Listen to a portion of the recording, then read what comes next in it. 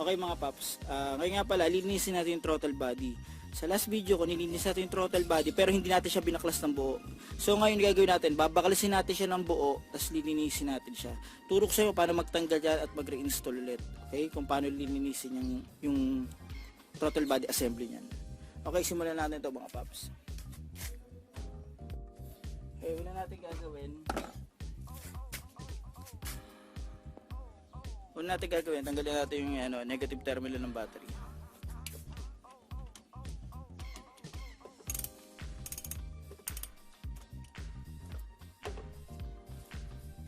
Tanggal na yung negative terminal ng battery.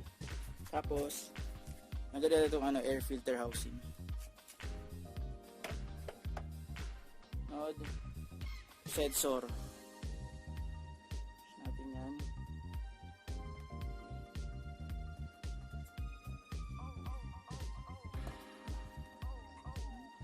Yung mga clippings, yan, tanggalin natin. Pwede nyo panoorin yung dati kong video sa paglilinis ng throttle body. Ganun din yung proseso yan.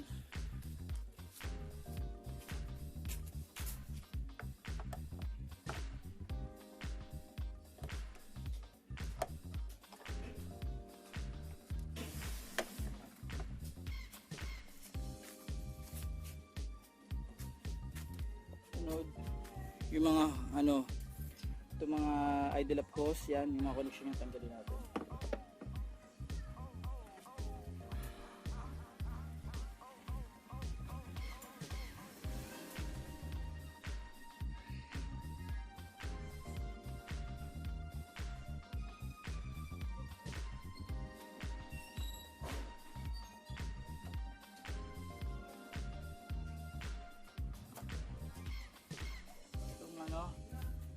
Itong sensor na to, itong connection na to.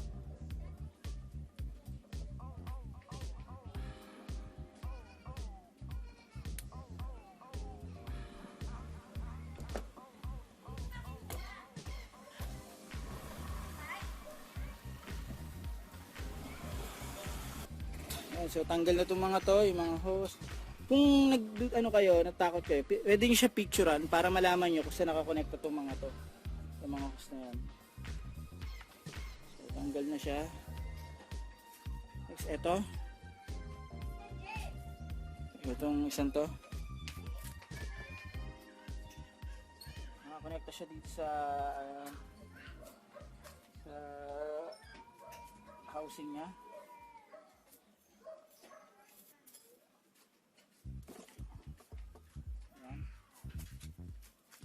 Dahil ko na to. Ayan. Tapos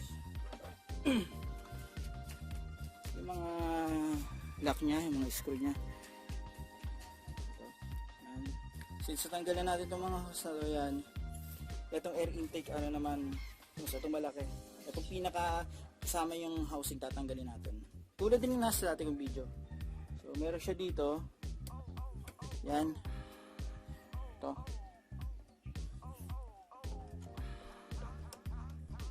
Luwagan lang natin yan.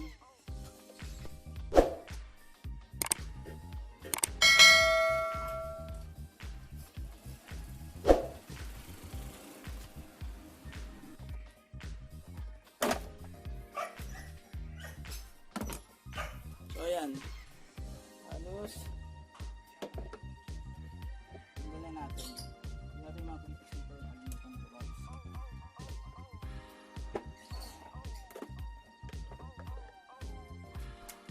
So tanggal na siya. Yan, ito yung air intake housing natin sa aming air intake hose. Ito rin air filter.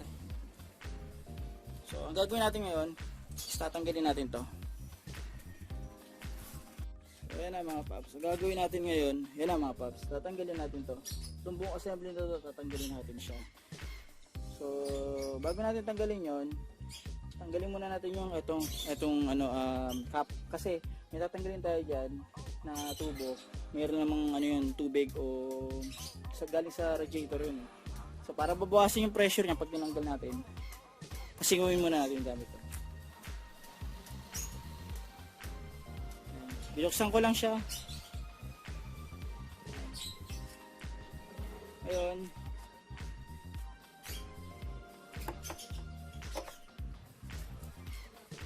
tanggalin natin to. Ito isang to. Tanggalin natin yan.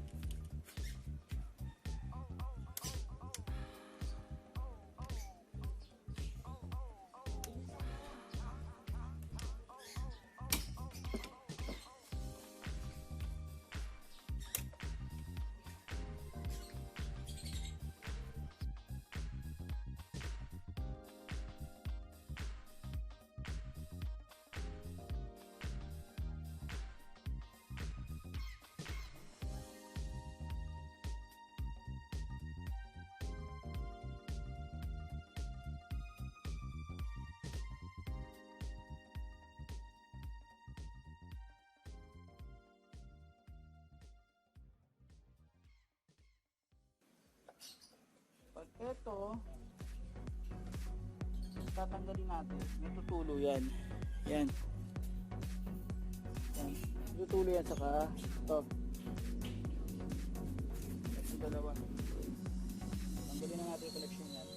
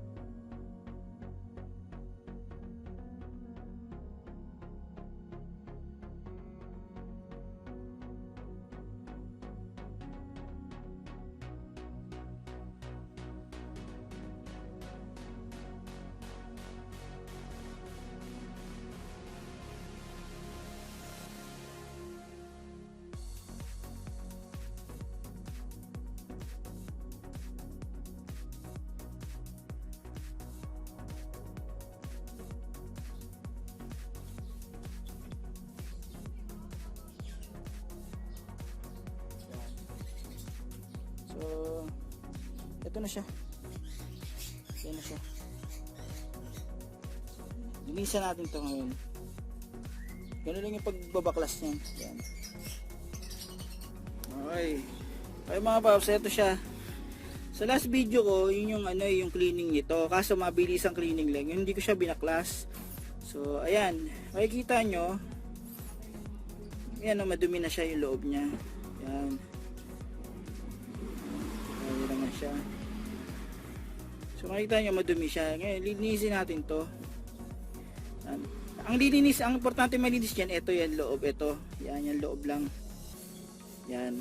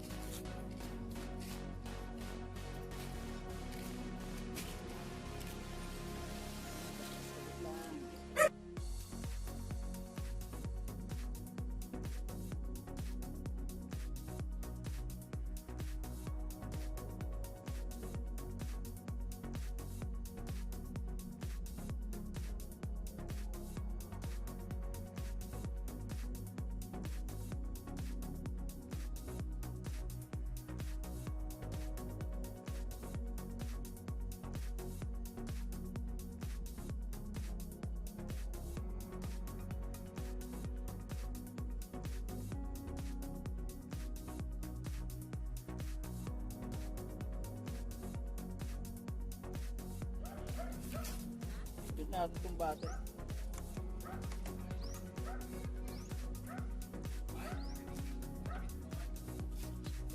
So ayan mga paps, okay na.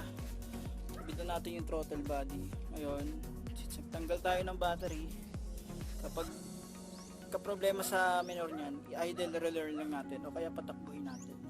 Meron ako separate na video para sa idle relearn yung reset ECU, check nyo lang sa channel ko. Ano mga paps, sana nakatulong tong video na to, yung pagbabaklas ng throttle body. Dali lang naman yan, kailangan lang tiyagain kaysa ibayad pa. Hanggang sa muli mga paps,